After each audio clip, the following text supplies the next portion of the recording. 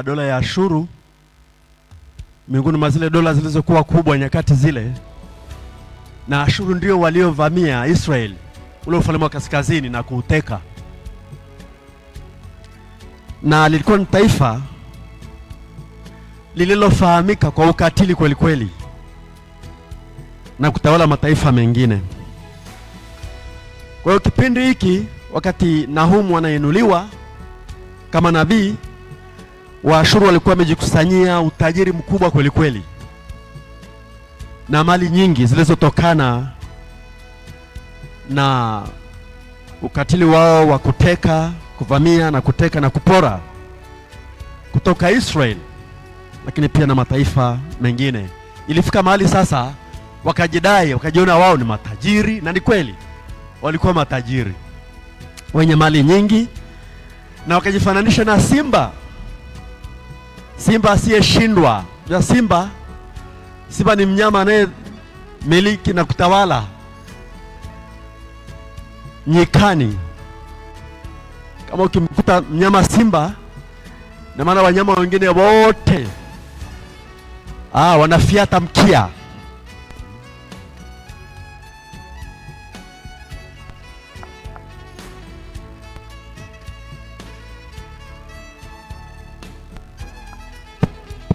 Haleluya. Akiunguruma tu simba wananywea. Haleluya. Hebu liamini neno lake tu, ya kwamba yeye amekwambia usiogope, maana mimi ni Mungu wako. Usihofu, usifadhaike, niko pamoja na wewe, sija kuacha, nitakushika kwa mkono wa kuume wa.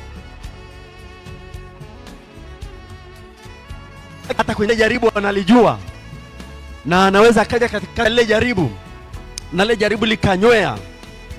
Kwa hiyo kinachoweza kuonekana kama simba mbele yako asubuhi ya leo ni jitu kubwa. Wakatimka. Daudi yeye mdogo, hajasomea hata taaluma ya askari, wala sio mkubwa kulinganisha na kaka zake kiumri, lakini yeye kwa sababu ndani mwake anaye simba wa kabila la Yuda na anamjua simba, kamwambia Goliathi, unanitania leo wanyama mtakula nyama yako. Akatoa lake akaweka jiwe moja tu, akalenga shabaha nzuri, akaenda kugonga kwenye kile kipaji cha uso. Goliathi chini. Haleluya. Yako magoliathi yanayotishia, ndio masimba yenyewe, lakini nakwambia lile jiwe, lile jina la Yesu, lile jina la Yesu likitamkwa, anakwenda kudondoka chini huyo Goliathi na masimba hayo katika jina la Bwana. Haleluya. Yoshua na Kalebu wakawa tofauti na wale wengine 10, wale wapelelezi. Wale wapelelezi waliona yale majitu marefu na wanefili ni wakubwa, alafu wakajiona wadogo kama panzi. Lakini hawa wawili wakasimama wakasema, hakuna hata kama. Ni kweli wanatisha, ni kweli.